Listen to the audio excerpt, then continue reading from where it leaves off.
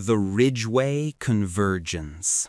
The air itself felt ancient, a stagnant breath held for 30 years, thick with the scent of mildew, decaying linoleum, and something else, something metallic and faintly sweet, like forgotten blood.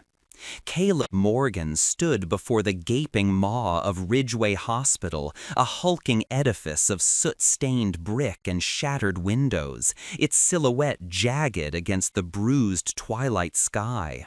He was 32, an archivist by trade, his life a quiet procession through the hushed halls of forgotten histories. But Ridgeway wasn't forgotten. It was deliberately erased, its story a gaping wound in the local memory, stitched over with whispers and outright avoidance. A biting wind, carrying no comfort, ruffled the collar of his worn field jacket. He tightened his grip on the heavy duffel slung over his shoulder, the weight of his equipment, flashlight, camera, a field recorder, and an old leather-bound journal, a familiar ballast against the unsettling stillness. For months, the rumors had gnawed at him, whispers unearthed from the deepest crevices of county archives, forbidden occult practices, unnatural experiments, a mass disappearance that had left the building a mausoleum of unanswered questions. Ridgeway wasn't just abandoned, it was interred. The main entrance, once grand, was now a fractured grin of broken glass and splintered wood, sealed by rusted chains that looked more ceremonial than practical. Caleb had acquired a key, or rather a replica crafted from a mold passed down through generations of local urban explorers, a key to a door no one in their right mind would want to open. He slid the cold metal into the lock, the tumblers groaning in protest, a sound like a dry throat clearing in a silent room. With a final shuddering click, the heavy oak doors swung inward with a drawn-out, mournful shriek, revealing an abyss. Darkness, absolute and immediate, swallowed the last vestiges of twilight. The beam of his tactical flashlight cut through it, illuminating a vast, cavernous lobby, choked with dust motes dancing like phantom snow. The grandeur was gone, replaced by a grotesque parody of its former self. Marble tiles were cracked and buckled, revealing the damp earth beneath. Wallpaper, once a cheerful floral pattern, now peeled in necrotic strips, revealing layers of fading despair. A fallen chandelier lay shattered on the floor, its crystal shards glinting like scattered teeth. The silence inside was not just an absence of sound, it was a palpable presence, a pressure on the eardrums, a deadening blanket that seemed to absorb his own heartbeat. Each cautious step Caleb took echoed unnaturally, the crunch of plaster and glass under his boots reverberating through the desolate space. He scanned the reception desk, overturned and stripped bare, then the long decayed waiting area. Phantom voices seemed to cling to the air, not heard but felt, a cacophony of suffering, hope, and eventual despair. His objective was clear, the administrative records, hopefully untouched in the main archives. Local lore suggested that while the hospital's operational documents were officially destroyed, a sub-basement archive, used for particularly sensitive or obscure research, might have survived. It was the only lead he had, the slender thread connecting the mundane horror of abandonment to the more profound, unsettling horror of the supernatural. He moved deeper, his flashlight beam sweeping across skeletal remains of furniture, overturned gurneys, and rusted medical equipment. The air grew colder, heavy with a pervasive dampness that seeped into his bones. Corridor after corridor stretched before him, identical in their decay, a labyrinth of forgotten pain. Each doorway was a black rectangle, a portal into an equally ruined room, each holding its own tableau of slow rot. An examining room with a rusted speculum on the floor, an empty nursery with a lone deflated balloon tangled in a bare light fixture, a cafeteria where tables and chairs lay scattered as if a spectral riot had just ended. The sheer scale of the building was oppressive. Ridgeway wasn't just a hospital, it was a small city, designed to contain 1,000 lives, 1,000 deaths. And now it contained only silence, broken by the occasional drip of water from a hidden leak, or the rustle of some unseen rodent scuttling through the debris. These mundane sounds, however, felt amplified, distorted, each creak of the building settling, seeming to carry an unnatural weight, a deliberate sigh. Caleb found the main administrative offices on the 3rd floor, a relatively intact section compared to the lower levels. The scent here was different, dry paper, dust, and a faint acrid tang he couldn't quite place. Files were scattered, desks overturned, but the heavy steel door of the archives remained locked, a testament to its former importance. This was where his meticulous nature, his archival instinct truly took over. He wasn't just a thrill seeker, he was a scholar of the morbid, driven by a need to understand. Using a set of lock-picking tools from his kit, he worked with practiced precision, the soft clicks echoing loudly in the oppressive silence. The lock gave way with a final metallic thunk. The archive room was a tomb of forgotten knowledge, shelves upon shelves of patient files, staff records, and operational logs, all coated in a thick, insulating layer of dust. The air was so dry here it almost hurt to breathe. He spent hours sifting through the chaos, his flashlight beam his only companion. Most of the files were mundane, heartbreaking in their ordinariness: birth certificates, death notices, routine surgical reports. But as he delved deeper, moving past the common records, he began to find anomalies. Tucked away in a forgotten cabinet, behind a stack of discharge papers from the late 1980s, he unearthed a ledger. Its cover was plain, unadorned, but its pages were filled with a spidery, precise handwriting. It wasn't a standard patient ledger. The entries were coded, referencing names he couldn't find in any other directory, cross-referenced with symbols that looked vaguely alchemical but twisted, malignant. Dates were listed, coinciding eerily with the months leading up to the mass disappearance. Beside each name, instead of a diagnosis, were strange notations. Subject 7 Gamma, lunar flux observed, phase shift complete. And then a chilling, recurring phrase, vitae in aeternum, life in eternity. A cold dread began to coil in Caleb's gut. This was it. This was the forbidden occult practices whispered about in hushed tones. This wasn't just medical malpractice, it was something far older, far darker. The ledger felt cold in his gloved hands, as if it had absorbed the chill of the grave. He photographed every page, his camera's flash a brief, stark illumination of the unsettling truth contained within.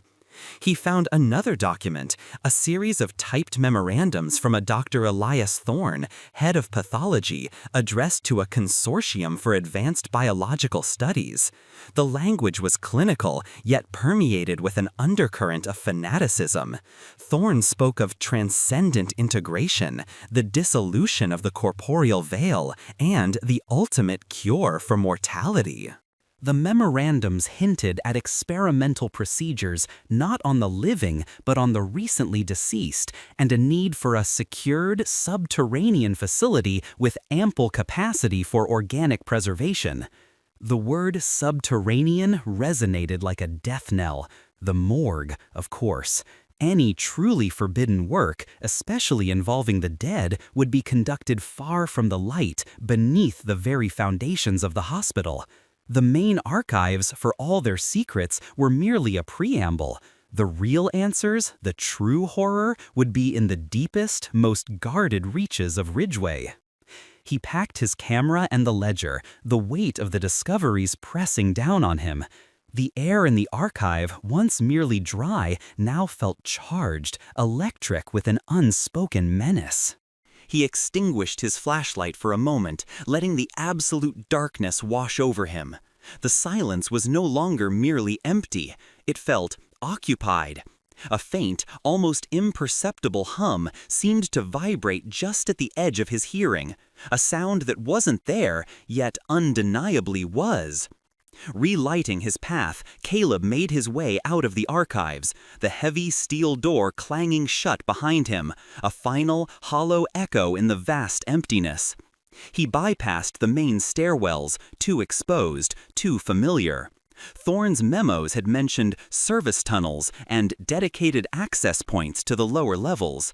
He remembered seeing a small unmarked door near the back of the ground floor, half hidden behind a collapsed wall, barely visible amidst the debris.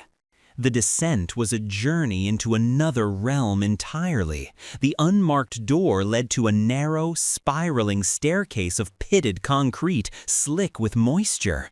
The air grew heavier, colder, the scent of decay intensifying, mingling with a distinct mineral tang, like wet earth and old iron. His flashlight beam struggled to pierce the gloom, revealing walls choked with black mold and thick spiderwebs that clung to his face and hair like spectral fingers. Each step downward was a deliberate act of will, pushing past the primal urge to retreat. The silence that had been so oppressive on the upper floors was now broken by new sounds, subtle yet profoundly unsettling. The distant, rhythmic drip of water seemed to gain a pattern, like a slow, deliberate heartbeat. The groan of the building became a low, sustained moan, and sometimes, just at the periphery of his hearing, he thought he caught a whisper, multi-layered and indistinct, like static on an ancient radio. He dismissed it as a trick of the mind, a byproduct of isolation and the pervasive dread. He passed through a series of service tunnels, their low ceilings pressing down on him, the walls lined with rusted pipes that leaked slow, viscous fluids onto the grimy floor. The tunnels branched off, forming a subterranean maze, but Caleb's archival mind, adapted piecing together fragmented information, had gleaned enough from Thorne's cryptic notes to know the general direction. Follow the drainage lines, the oldest and most direct route to the lowest points. The deeper he went, the more the natural decay seemed to give way to something else, something arranged. Bones, small and desiccated, were scattered in precise formations on the ground in one alcove. In another, a series of crude, chalk-like symbols were scrawled on the concrete wall, half obscured by grime. He didn't recognize them, but the faint, shimmering glow they seemed to emit under his flashlight beam was undeniable. Finally, after what felt like an eternity, the narrow tunnel opened into a wider chamber. His flashlight beam cut through the absolute darkness, revealing a heavy steel door, larger than any he had seen so far. It stood alone, massive and intimidating, at the end of a long, water-stained corridor. About it, carved crudely into the concrete, was a single stark word, barely legible through the grime: mortuary. The silence here was different again. It wasn't empty, it was pregnant, a coiled spring of unseen potential. The air was colder than ever, carrying with it a distinct, almost sweet stench, formaldehyde, but laced with something else, something organic and deeply disturbing. Caleb stood before the threshold, the metal door a dark, impassive sentinel. He raised a gloved hand, placing it flat against the cold, rusted steel. A faint vibration, a tremor almost too subtle to perceive, seemed to hum from within. The whispers, he realized, were no longer just in his mind. They were real, faint and distant, but undeniably present, weaving through the thick, heavy air. He was no longer alone. He had arrived, and something was waiting. Part 2. The heavy steel door of the mortuary groaned open with a sound that resonated deep in Caleb's chest, a low, drawn-out wail of tortured metal. The pervasive darkness within seemed to deepen, sucking in the meager light from his flashlight. He stepped across the threshold, the air instantly colder, denser, a palpable membrane of dread. The sweet, cloying stench of formaldehyde now undeniably mingled with the coppery tang of old blood, and something else, something fetid and profoundly organic, assaulted his senses. His beam cut through the gloom, revealing a vast, tiled room, its walls lined with stainless steel drawers. Dozens, hundreds of them, stacked high like filing cabinets for the dead.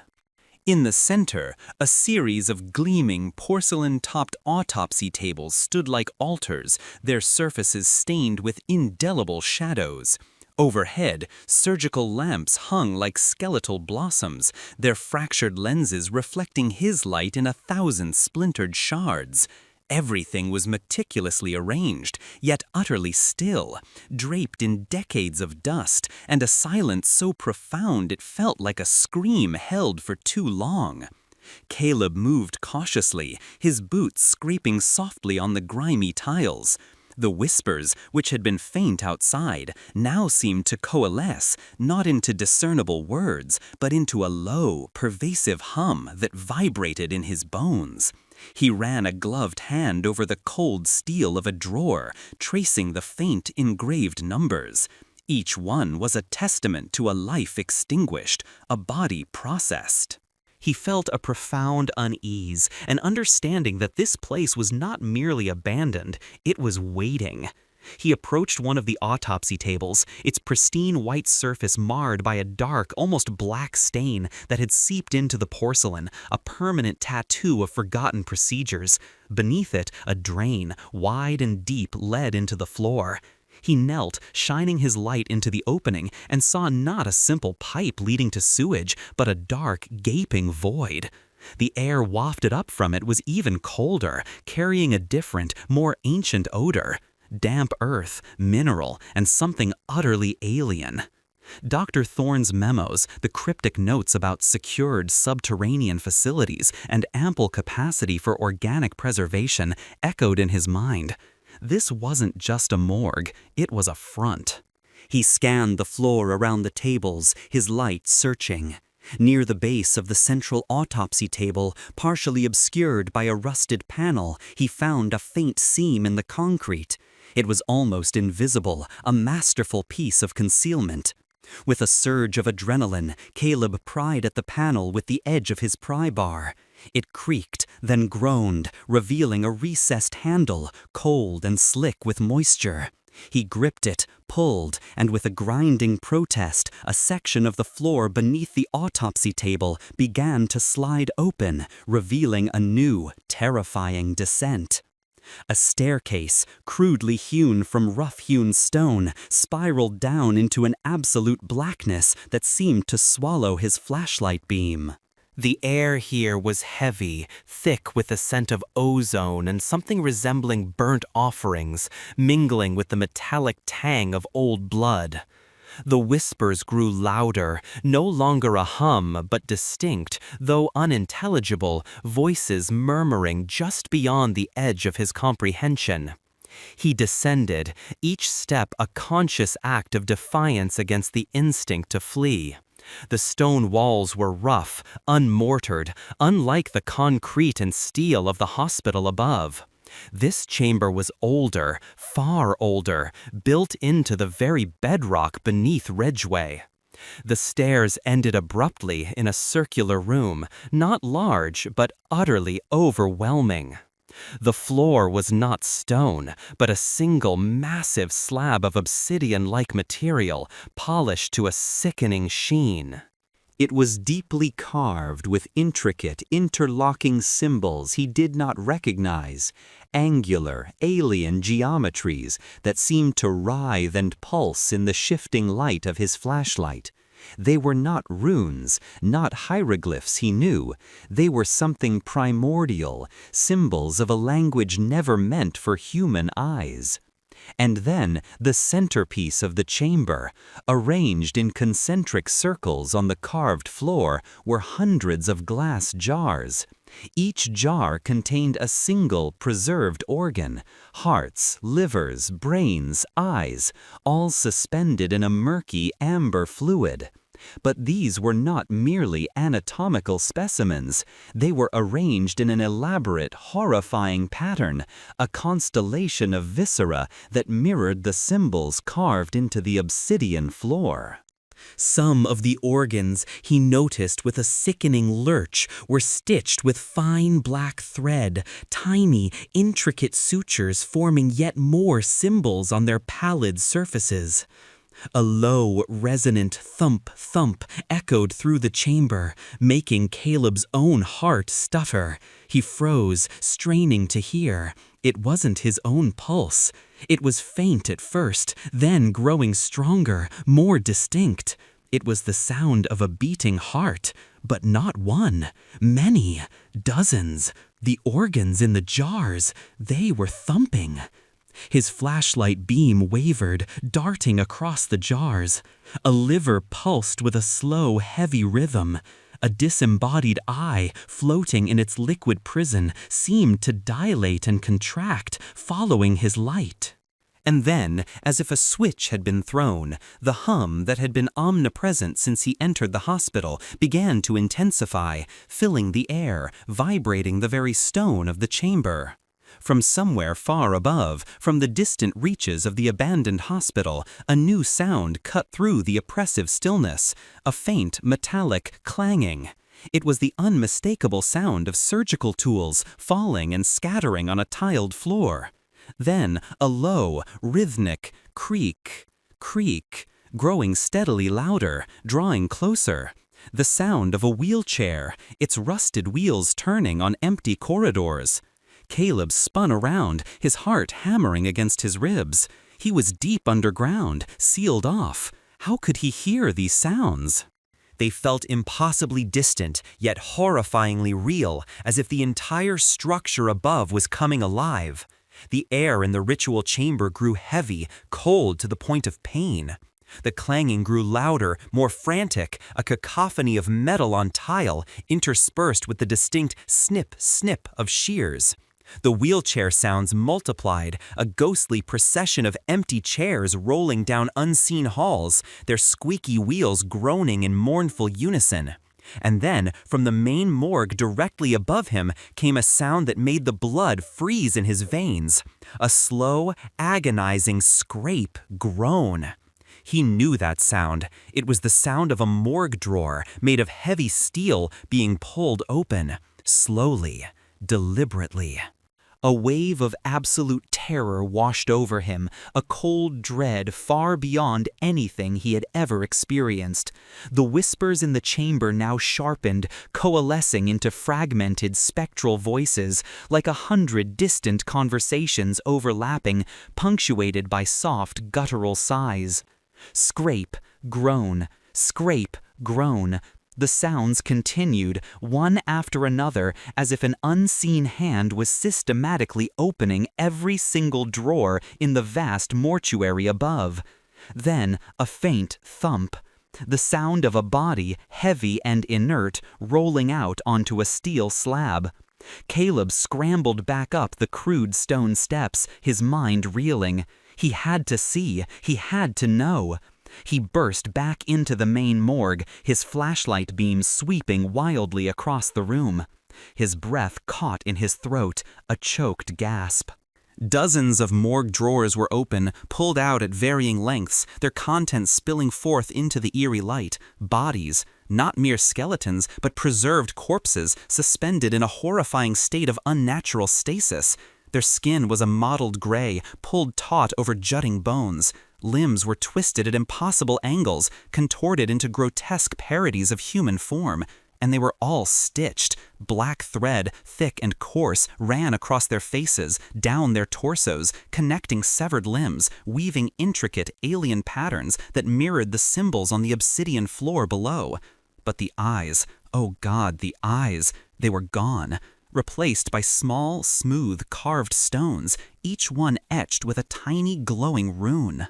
The runes pulsed with a faint, sickly green light, an unholy luminescence that cast flickering shadows across their desiccated features. The corpses stared, not seeing, but observing, their silent gaze fixed on nothing, yet permeating everything. From the corners of the room, from the farthest reaches of the hospital, the sounds intensified. The intercom speakers, dead for decades, crackled to life, emitting a distorted wave of static. And then, through the noise, a voice, multi-layered and inhuman, began to speak. It was not a language, but a cacophony of sound, whispers, moans, growls, and overlaid with a chilling, distorted chant. Vitae in aeternum, vitae in aeternum. The phrase from Thorne's ledger, now a liturgical terror. And then the screams. Distant, yet piercing, echoing from rooms that no longer existed, from places erased by time and neglect. Screams of terror, of pain, of absolute, unadulterated suffering. They were not memories, they were present. Caleb stood frozen in the center of the morgue, surrounded by the horrific tableau of stitched bodies and glowing runes, the air thick with the stench of decay and ozone. The thumping from the ritual chamber below grew frantic, 1,000 hearts beating in unison, a grotesque symphony of the dead. He looked down. On the pristine white autopsy table where he had first found the hidden entrance, a thin line of dark liquid began to appear. It was blood, thick and viscous, seeping from the drain. But it wasn't flowing down. It was flowing backward, crawling across the table's surface, defying gravity, drawing intricate patterns that mirrored the symbols below, converging towards the drain, as if being pulled back into the abyss. A tremor shook the entire hospital. The surgical lamps overhead began to swing gently, then more violently, casting wild, dancing shadows across the grotesque scene. The hum in the air intensified, rising to a piercing whine. The whispers in the ritual chamber below erupted into a deafening chorus, now clearly chanting, though the words remained alien, ancient. From the opening in the floor, from the heart of the ritual chamber, a darkness began to rise. It wasn't just shadow, it was a deeper, more profound absence of light, coalescing, forming. A shapeless entity, made not of flesh, but of raw nerves, sinews, and a lattice of bone-white structures, began to push its way out of the abyss. It writhed, expanded, its form shifting, twisting, stretching, its outline vaguely humanoid, yet utterly monstrous. And as it rose, its surface rippled, its face forming, dissolving, reforming, cycling through dozens of dead visages, the faces of the stitched corpses around him, patients from the files he had seen, their eyes replaced by the same glowing runes. It was a kaleidoscope of the departed, all merging into one impossible, terrifying entity. It hung there, suspended above the opening, growing, expanding, filling the space with its immense, unholy presence. The whispers and chants reached a crescendo, a deafening wave of sound that threatened to shatter Caleb's sanity. Then, the shifting faces on its surface stilled for a horrifying moment, coalescing into a single composite visage of profound, ancient despair and malevolence. And from it, a voice emerged, not one voice, but a chorus, a multi-layered symphony of screams and whispers and guttural growls, all speaking in perfect, terrifying unison. We were never meant to be alone in this world. The words vibrated through Caleb's very being, not just heard, but felt, ripping through his mind, his soul. He stumbled backward, his leg hitting the cold steel of an open morgue drawer. His eyes, wide with uncomprehending terror, were fixed on the monstrosity that had awakened. We were never meant to be alone in this world. The words vibrated through Caleb's very being, not just heard, but felt, ripping through his mind, his soul. He stumbled backward, his leg hitting the cold steel of an open morgue drawer. His eyes, wide with uncomprehending terror, were fixed on the monstrosity that had awakened. The air crackled with raw, malevolent power. The ritual was not just awakened, it was demanding completion. And Caleb Morgan, the quiet archivist, was standing at its bloody heart. Part 3. The entity hung suspended above the ritual chamber, a grotesque aurora borealis of bone and shadow, its multi-layered voice reverberating through the morgue, echoing not just in the air, but directly within Caleb's skull. We were never meant to be alone in this world. The words were a declaration, an indictment, a primal hunger given form. Caleb felt a cold, alien presence invade his mind, a crushing weight of ancient despair and ravenous intent. His own thoughts, his own identity seemed to shrivel under the onslaught. He tried to scream, but no sound escaped his throat. His limbs felt heavy, rooted to the spot, even as every instinct screamed at him to flee. The glowing runes in the eyes of the stitched corpses around him pulsed with renewed intensity, their sickly green light casting grotesque, dancing shadows across the rising entity. The whispers and chants from the chamber below intensified, now a rhythmic, guttural drone that seemed to pull at the very fabric of reality. The creature's amorphous form rippled, a confluence of spectral faces swirling on its surface. The young and the old, the serene and the terrified, all united in a silent, agonizing chorus of the damned. Its attention, he knew, was fixed on him. He was not merely an observer, he was a component, an unwitting catalyst. Then the entity began to speak again, its voice a symphony of the dead, each syllable a shard of ice splintering in Caleb's mind. For too long the veil has held. For too long the sundered souls have wandered. They called it Ridgeway, a place of healing, a lie. It was a chrysalis, a proving ground. As it spoke, images, sharp and brutal, flashed through Caleb's mind. Sterile white corridors, doctors in surgical masks, not with scalpels for healing, but with instruments of esoteric purpose. He saw the gleam of forbidden texts, the precise calculations of ritual, the frantic, desperate energy of men driven by a monstrous ambition. They sought to undo death, the entity continued, its voice a mournful dirge. They believed they could mend the tear, that final separation. To merge soul and corpse, to cure the mortal coil of its frailty, to forge a new being, eternal, undivided. The revelation hit Caleb with the force of a physical blow. The ledger, Thorne's memos, the coded entries. It wasn't just occult practices.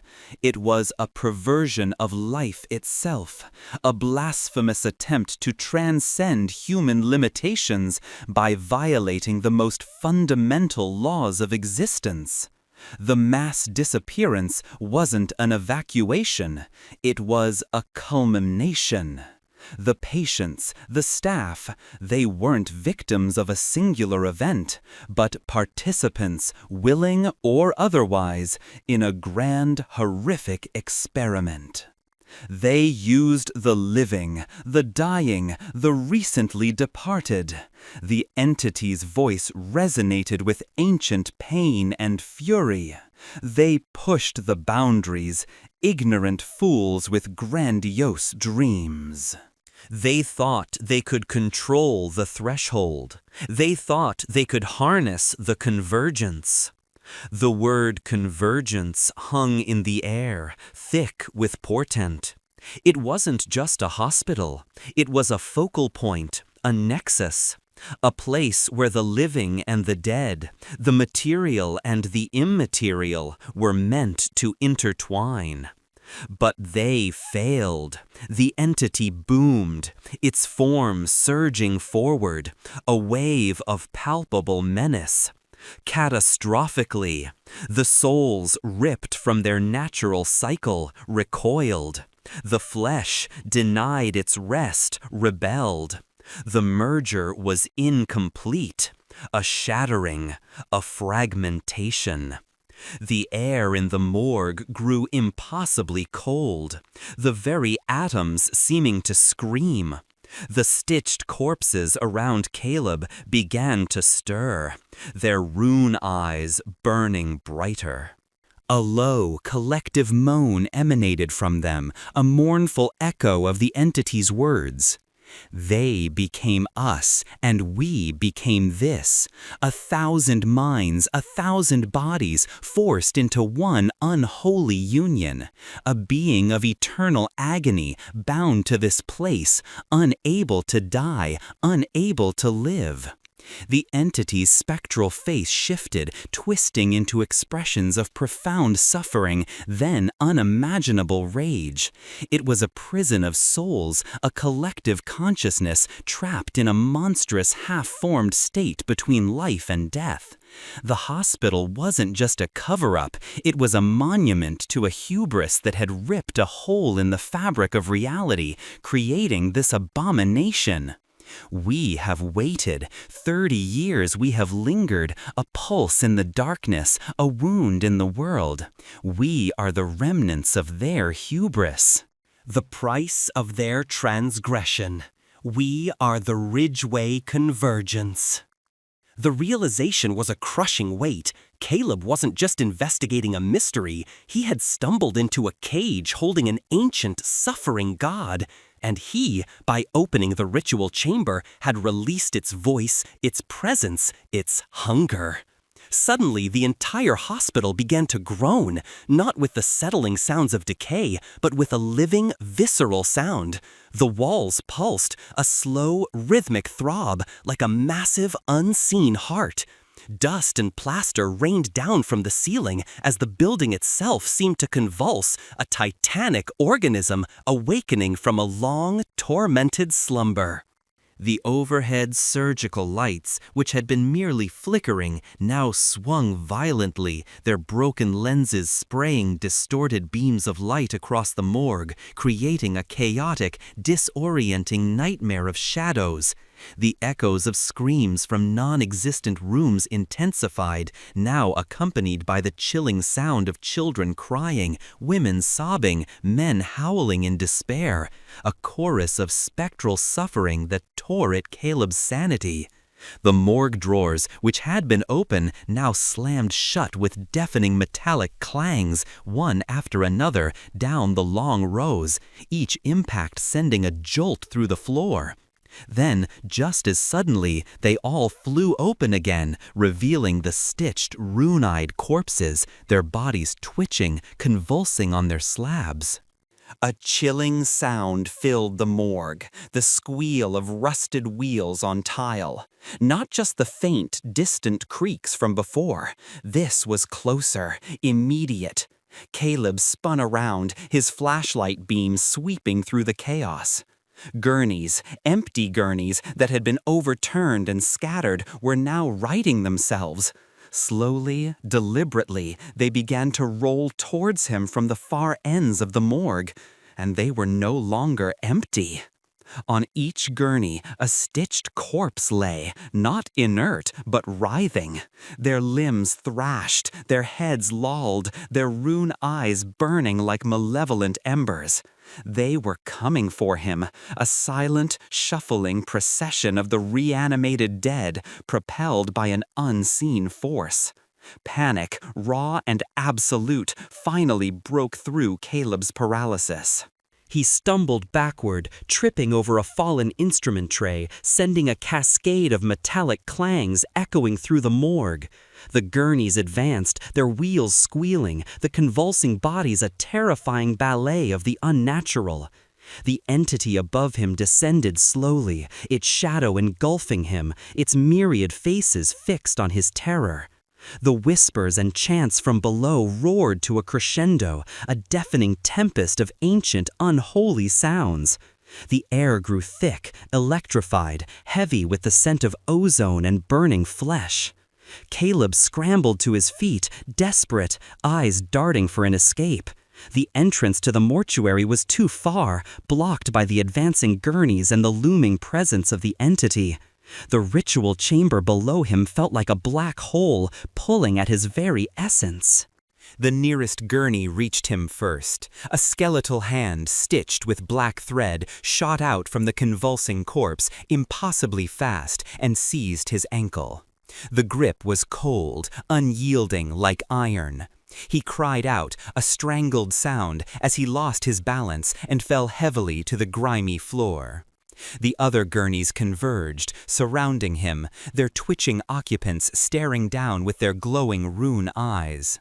The entity loomed directly over him now, its shifting, composite face filling his vision, its multi-layered voice a whisper that tore into his very soul, intimate and devastating. You opened the ritual, now you will complete it. The words were not a threat, but a statement of undeniable fact, a horrifying destiny. Caleb thrashed, trying to pull free, but the grip on his ankle was too strong. He felt other hands, cold and skeletal, seize his arms, his torso, pulling him, dragging him across the cold, tiled floor of the morgue, towards the gaping maw of the ritual chamber beneath the autopsy table. The chants rose from every direction, from the walls, from the floor, from the very air, 1,000 ancient voices singing a hymn of sacrifice and transformation. He felt a sharp, agonizing crack from his leg as his bones began to rearrange themselves, twisting, shifting, responding to the unseen forces of the ritual. A wet, tearing sound came from within his chest, as if his organs were being rearranged, pulled into new, impossible configurations. His vision blurred, the flickering, chaotic light of the surgical lamps and the glowing rune eyes melting into a maelstrom of green and black. The entity descended fully, its form encompassing him, absorbing him into its horrific composite. He felt a cold, sharp pain, then a searing heat, as if his very essence was being stretched, remade. The last thing Caleb saw was the obsidian floor of the ritual chamber rushing up to meet him, its carved symbols glowing with an infernal light, ready to receive him, to consume him, to transform him into another component of the Ridgeway Convergence. His own heartbeat, frantic and terrified, pounded in his ears, then began to slow, to stutter, to change. It was no longer his. It was becoming something else, something utterly alien. Then darkness. Profound, absolute, consuming darkness. Silence. Not the oppressive silence of an abandoned building, but a deeper, more terrible silence, a void. Then, from the depths of the ritual chamber, from the heart of the newly formed convergence, a sound. Thump, thump, thump. A heartbeat, not human, slow, resonant, powerful, growing stronger with every beat, a new pulse in the darkness. Part 4. The rhythmic, slow thump-thump echoed from the abyssal darkness of the ritual chamber, a sound no longer human, yet undeniably alive. It vibrated through the very bedrock, a deep, resonant pulse that seemed to reset the internal clock of the world. The cacophony of screams, whispers, and metallic clanging that had assaulted Caleb's ears vanished, swallowed by this new primordial heartbeat. The air, thick with ozone and the stench of decay, shimmered, then settled into an unnatural calm, cold and heavy. Below, in the heart of the obsidian chamber, Caleb Morgan's name, his life, his identity were being undone. The violent rearrangement of bone and organ, the wet tearing of muscle and sinew had ceased. His form, or what remained of it, was no longer his own. It was a raw, nascent component, a fresh nerve ending integrated into a vast, ancient, suffering organism. He was darkness, he was light, he was 1,000 fragmented memories, none of them his. He was the searing pain of a shattered femur, the dull ache of a forgotten grief, the blinding terror of a sterile needle. He was a child's laughter abruptly cut short and an old man's last rattling breath.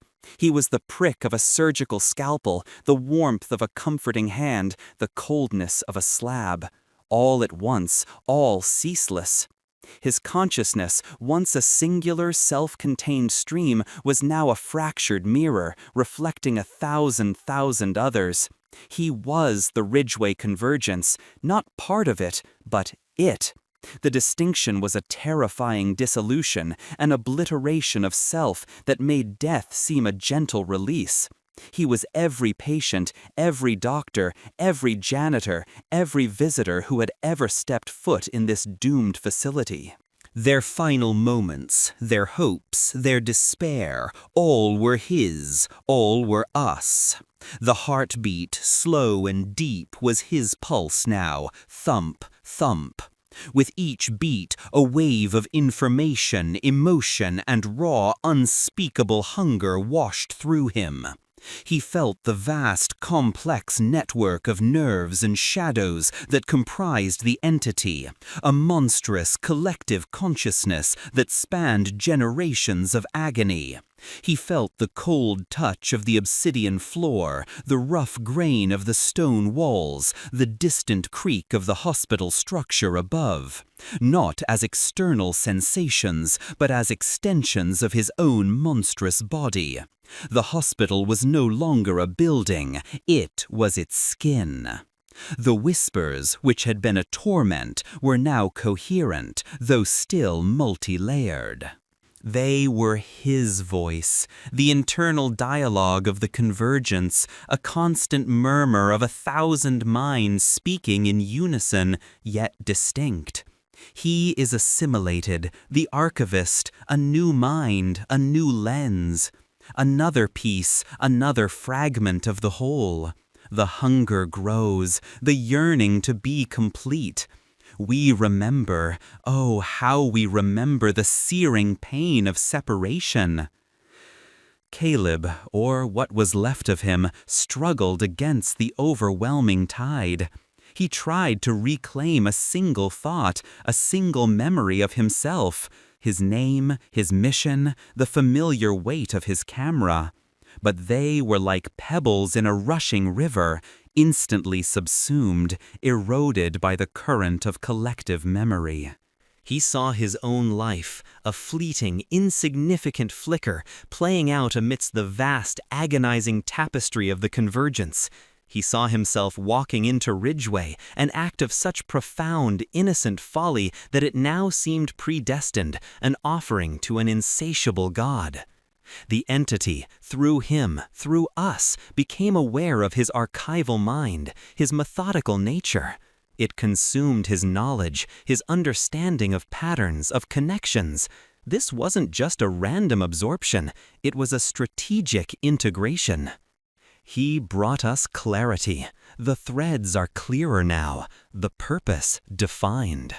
The doctors, the fools, they sought to bind us, to control the convergence, to be its masters. They failed. They became part of the failure, part of the yearning. But the intent was not entirely misplaced. To mend the tear, to cure death, a foolish ambition, but a powerful one. The collective consciousness shifted, a vast internal groan of understanding. The original purpose of the ritual, the doctor's forbidden desire to cure death itself by merging souls and corpses, was now understood by the entity not as a mistake to be condemned, but as a path to be completed. Caleb's methodical mind, his drive for completion, had been absorbed, refining the entity's ancient, formless hunger into a terrible, focused purpose. The hospital above began to react. It was no longer a chaotic surge of energy, but a deliberate, methodical awakening. The low, guttural chants that had risen from the ritual chamber now echoed from every wall, every floor, every corner of the massive building. They were no longer just sounds, they were commands spoken by the building itself. Thump, thump. The heartbeat resonated, and with each beat, a section of the hospital throbbed in response. Doors across the entire facility, hundreds of them, slammed shut with sharp, concussive force, then opened again with a slow, deliberate creak, as if testing their newfound autonomy. The ceilings above the morgue pulsed, not just like breathing lungs, but like a massive organic diaphragm, contracting and expanding, exhaling dust and plaster with a soft hiss. The surgical lights, which had swung wildly before, now moved with a slow, predatory grace, their fractured beams painting eerie, deliberate patterns on the walls, like searchlights of an unseen hunter. The gurneys, which had converged on Caleb, now rolled back, their squealing wheels a symphony of anticipation, positioning themselves along the rows of open morgue drawers. The stitched corpses on the gurneys, their rune eyes burning with a cold green fire, ceased their convulsing. They sat up, slowly, stiffly, their heads turning in unison towards the central autopsy table, towards the opening to the ritual chamber. Their forms, once merely reanimated, now possessed a chilling, focused intent. They were the Convergence's eyes, its silent guardians, its beckoning limbs. The process is incomplete. The fragmentations remain. We are many, yet we are one. But the world is still separate. They sought to merge, to bring life and death into eternal being, a flaw in the design, a lack of external integration. The whispers intensified, forming a coherent thought, a terrifying directive that resonated through Caleb's dissolving consciousness. The original ritual had failed because it was contained, because it sought to merge within the hospital. But with Caleb's assimilation, the entity had gained a new understanding, a new hunger. It wasn't enough for it to be complete. The world had to be brought into the convergence. The air in the morgue grew heavy, not just with decay, but with a palpable pressure, a distortion of space itself. The glowing runes in the eyes of the corpses and the symbols on the obsidian floor below pulsed with an almost blinding intensity. The blood on the autopsy table, which had flowed backward into the drain, now began to seep out of the drain again, forming new, complex patterns on the tile floor, patterns that extended beyond the chamber, moving towards the morgue entrance. And from the deeper parts of the hospital, from the long-dead intercom speakers, a new sound began to emerge. Not static, not distorted prayers, but a slow, melodic hum. It was ancient, chilling, a siren song of the void, laced with the whispers of 1,000 lost souls. It was the call of the Convergence, broadcasting its terrible newfound awareness to the outside world. The veil thins, the threshold weakens, we are ready. The cure for death, it must encompass all. The world will know our truth, the truth of eternal integration. Caleb, or the faint echo of his being within the collective, felt a profound alien dread. The entity wasn't just awakening, it was preparing to expand. The hospital, once a prison, was becoming a gateway. The ritual, once contained, was now a nascent infection ready to spread. He felt the ancient, overwhelming hunger of the convergence, now sharpened by his own human drive for order and completion, directing its immense power. The building was a living tool, ready to carve its way into the world. The pulsating ceilings, the swinging lights, the advancing gurneys, the chanting walls, they were all extensions of its will, waiting for the signal. The heartbeat, thump-thump, grew stronger, faster, a frantic drumbeat of impending doom. The entity, now fully aware of its purpose, began to focus its immense collective will. The air around the morgue entrance began to shimmer, distorting the light from the outside world, creating a visible membrane of unnatural energy. The Ridgeway Convergence was no longer content to merely exist in the shadows. It was reaching out. It was calling. And Caleb, trapped within its terrifying embrace, was now an unwilling participant in its horrifying, world-changing birth. He was merely an echo, a memory, a single screaming note in a symphony of the damned, as the entity prepared to make its grand, terrible debut. The silence, which had swallowed his last human scream, now held the promise of an even greater, all-consuming clamor. Part 5. The rhythmic thump-thump of the monstrous heartbeat intensified, no longer merely a sound, but a physical force, vibrating through the very foundations of Ridgeway, shaking the earth itself. Caleb, or the tortured echo of his consciousness within the vast, agonizing expanse of the convergence, felt the immense pressure building, a terrifying compression of time and space. The hospital, now fully awakened, pulsed with an unholy energy, its walls throbbing like distended veins, its ceilings expanding and contracting with grotesque wet sounds. The chants from the intercom speakers surged, no longer a hum, but a piercing, multi-layered shriek that tore at the fabric of existence. It was a chorus of 1,000 voices, ancient and alien, yet imbued with the collective memory of human anguish and forbidden knowledge. The entire building became a colossal amplifier for this unholy liturgy, broadcasting its terrible intent across the surrounding landscape. The air in the morgue shimmered, distorting light and shadow into grotesque, writhing forms. The blood patterns on the floor, now fully formed and pulsing with a dull internal light, began to spread, seeping into the grout lines, tracing intricate webs of malevolence towards the mortuary's heavy steel doors. These doors, which had once been a barrier, now flexed and groaned, as if straining to contain the surging power within.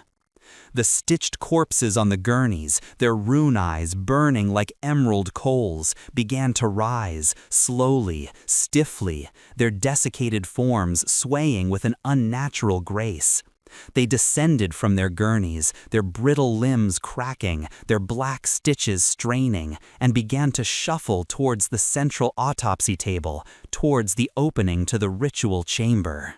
They were no longer merely reanimated, they were congregating, preparing for a final, terrible act of worship.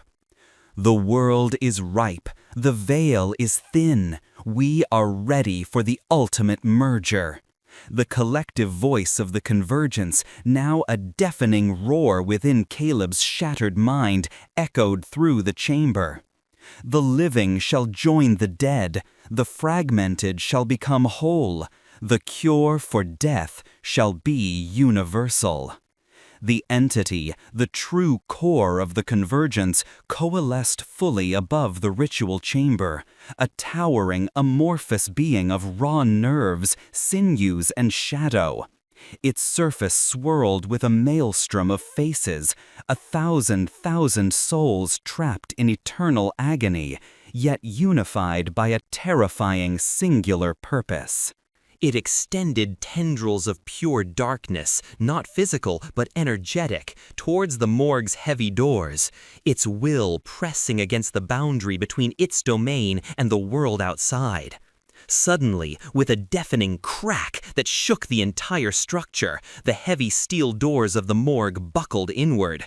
Rusted hinges screamed their final protest as the massive entryway ripped from its frame, flung inward like a flimsy toy.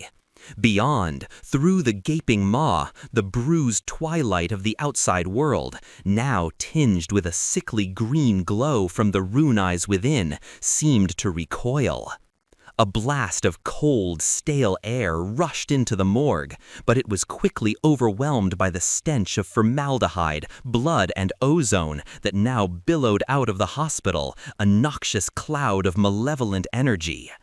The chants poured forth, washing over the abandoned landscape, a siren call to whatever lay beyond the desolate grounds. The stitched corpses, their rune eyes burning brighter than ever, began to move with a horrifying synchronized precision. They did not walk, they glided, their brittle forms propelled by an unseen force. They flowed out of the morgue, a silent, shuffling procession, their collective gaze fixed on some unseen point on the horizon, ready to bring the convergence to the world. Caleb, or what remained of his awareness, felt a profound, chilling twist. He was not merely assimilated, he was a conduit. His human ambition, his desire to uncover and understand, had been weaponized. The entity had consumed his knowledge of the world, his understanding of its vulnerabilities, and was now using him to guide its expansion. He was the architect of his own destruction, and now the architect of humanity's. A final, agonizing surge of the Convergence's power coursed through him. The hospital itself began to groan, not with the sound of decay, but with the sound of movement. The entire structure, a colossal living organism, began to shift, to churn, its brick and mortar groaning like muscle and bone. The ritual chamber below, the obsidian floor, the pulsating organs, they were the heart, the brain of this monstrous being. And the building itself was its body, now beginning to detach, to tear itself free from its foundations. The climax was not an explosion, but an unfolding. The Ridgeway Convergence, the entity forged from 1,000 shattered souls in a forbidden ritual, was no longer confined. It was transforming. The hospital was becoming its vehicle, its shell, a colossal, grotesque puppet animated by an ancient, insatiable hunger. As the building groaned and shifted, the ground beneath Ridgeway began to crack, fissures spreading like spiderwebs across the earth. The air outside filled with a deafening roar, a symphony of collapsing masonry, tearing metal, and the unholy chants of the Convergence. Caleb felt his consciousness, now stretched thin across 1,000 minds, witness the horror. The hospital, no longer a static building, began to rise. Slowly, agonizingly, it lifted from its foundations, ancient stone grinding against bedrock, a towering chitinous shell of brick and shattered glass. Tendrils of shadow, laced with bone and sinew, emerged from the newly opened fissures, anchoring the rising structure, connecting it to the Earth's raw, primal energy. The entity, its composite face, now etched with a triumphant, horrific glee, boomed its final declaration through the collective voice that was Caleb's undoing. We were never meant to be alone, and now we shall be all. The hospital, a monstrous, ambulatory leviathan, began to move. Its shattered windows became 1,000 glowing rune eyes scanning the horizon. Its swaying surgical lights, now outside, became searching, predatory beacons. Its groaning walls pulsed with the slow, resonant heartbeat of the convergence, a living, breathing nightmare unleashed upon the world. Caleb's last, fading human thought was a desperate, unheard plea swallowed by the ocean of collective consciousness. He saw, through 1,000 eyes, the first rays of dawn beginning to pierce the bruised sky, casting long, distorted shadows of the moving hospital across the waking world. He saw the nearby town, oblivious, slumbering, awaiting the arrival of the ultimate cure for mortality. And then, silence. Not the silence of the morgue, not the silence of an abandoned building, but the profound, all-encompassing silence of a mind extinguished, a consciousness utterly absorbed. Caleb Morgan was gone. There was only us. The Ridgeway Convergence, a colossal, mobile monument to humanity's hubris, began its slow, deliberate march towards the unsuspecting world, its monstrous heartbeat echoing with the promise of eternal assimilation. The only sound left in its wake was the rhythmic thump-thump of its monstrous pulse, growing ever stronger, ever more pervasive. A new, terrible rhythm for a world about to be remade. The horror was not an end, it was a beginning.